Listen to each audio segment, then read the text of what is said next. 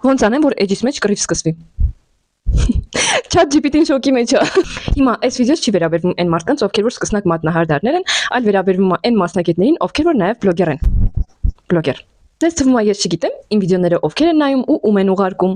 ու ովքեր նաև հոլովակներ պատրաստում, որտեղ նաև շեշտվում է այն ամենի մասին, ինչի որ ես ասում եմ։ Եթե դուք չեք կարողանում արագ աշխատել, դա դեռ չի նշանակում, որ ուրիշները եւս չեն կարողանում արագ աշխատել։ Եթե վերցնենք ռուսական մատնահարդարման շուկան, ապա այնտեղ արագ աշխատող մայստերները կոչվում են սկարասնոյ մայստերներ։ Եվ բնականաբար, այդ մայստերները հատուկ տեխնիկայով են աշխատում, աշխատանքային տեխնիկայի մասին է խոսքը, ոչ թե գործիքների,